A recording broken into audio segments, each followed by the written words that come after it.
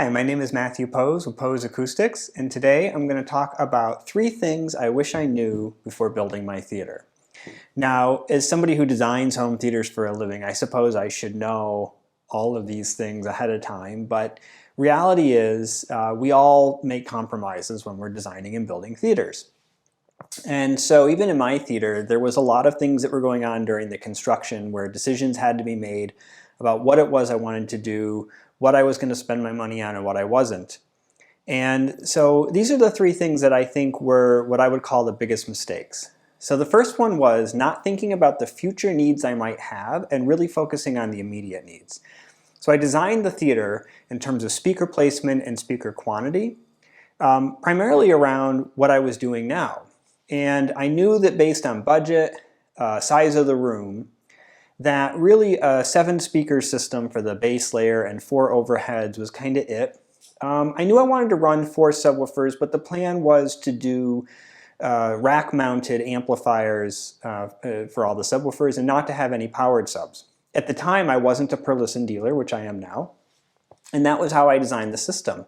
It was a good idea, and it was a good design approach for the speakers. The problem was that afterwards I started to play around more with higher channel counts and different surround formats. And my reviews started to change, which evolved my needs. And the equipment that I had available to me also changed. I ended up going from a Marantz processor to a Trinnov processor before the theater was ever built. And that alone ended up making a difference.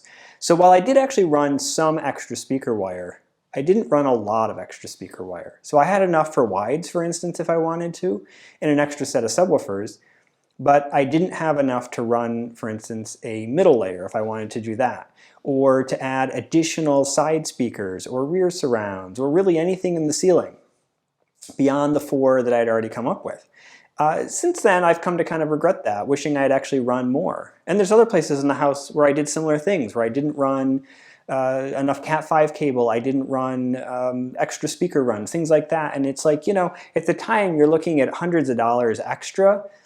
After the fact, you're thinking, well, yeah, but for a few $100s extra, I would have had all those extra runs, and now it's going to cost me thousands and thousands of dollars to do it after the fact, given that, you know, in the case of the theater, it's a soundproof theater, everything's sealed up. I can't just pull new wire. It's actually very difficult to do that. So that was one of the issues that I would recommend everybody think more about. You know, extra wire is cheap in the long run.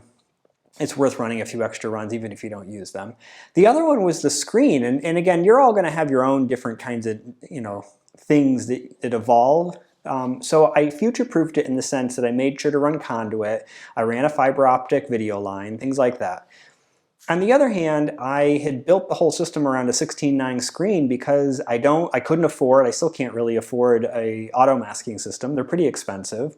I didn't really want to have to deal with one, and I watch a lot of content that's mixed. So some of it is the 2.37:1 or something similar to that, and other is 16:9 or similar to that. And enough of it so that I figured I'd rather have 16:9.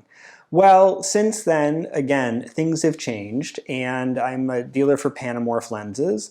I probably could make an auto masking screen work if I wanted to, but unfortunately I've already invested in a 16:9 screen, and so it is what it is. So I don't know that I would have done that again if I had it to do over. I probably would have actually gone with a 2.37:1 with an auto masker, or possibly, I have to say, I think there's something to be said for a 2:1, which is a hybrid, and then a 4-way masker, which actually lets you have a bigger 16:9 screen than you would have otherwise if you were to do a 2.37:1 and just do masking on the side. Those points are not all that important. It's the fact that I didn't really plan for this, and now at this point, if I am to do it, I have to kind of start over. A new screen, I'd have to redo the screen wall thing. So that's something that I wouldn't recommend necessarily doing. I think you should definitely think about what are some likely future needs that you would have and try to plan around that. So the other thing was not planning everything up front and instead kind of doing equipment choices as you go. Now, I had reasons for this, and it's you know, not ideal, which was that, again, because I'm a reviewer, because I'm a dealer, the equipment that I had access to was changing as the house was being built. So as I mentioned, when we started building the house, I wasn't a dealer for Perlisten. In fact, I wasn't a dealer for anything. I wasn't selling equipment at the time. Partway through the build, I started selling equipment, so I changed the speaker requirements in the room. I had already built most of the room by the time I had made that decision. Now that was just the speakers. There were actually other things that changed. As I said, I became a Trinnov dealer. Trinnov had also asked me to do a review of the product since I have a higher technical knowledge than most, and I'd be able to do more with the Trinnov review than a lot of other reviewers could. And so I have a Trinnov processor now as well. And there's various other products as well that I sell or have been asked to review, but I don't really have, I didn't plan for it. And basically I was changing things as I went, which made compromises. Even the use of in-wall speakers. The original plan with the soundproof theater was on-wall speakers. There was no plan to cut into the walls, and part of the reason for that was that the vast majority of in-wall speakers really aren't good enough to use in a soundproof theater because the moment you cut into the walls, you've compromised it. But the Perlisten speakers have damped aluminum enclosures. They're fairly thick. Very, very little sound radiates around them or through them, and as a result, they actually can be used in a soundproof wall with fairly little problems from it. However, having said that, had I known I was going to do this, I probably would have basically designed for it up front.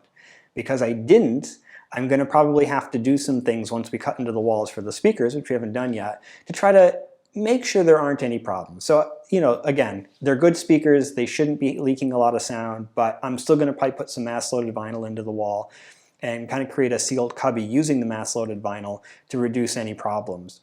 I would have done that up front, which would have been a lot easier.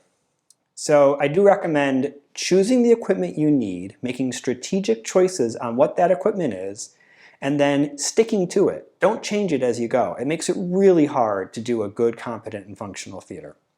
And then the last one is trusting your contractors and integrators too much to the point that you aren't on top of what they're doing. So they should be the experts. Your contractor or your builder who's actually making the room for you should be a building expert who's capable of building the room.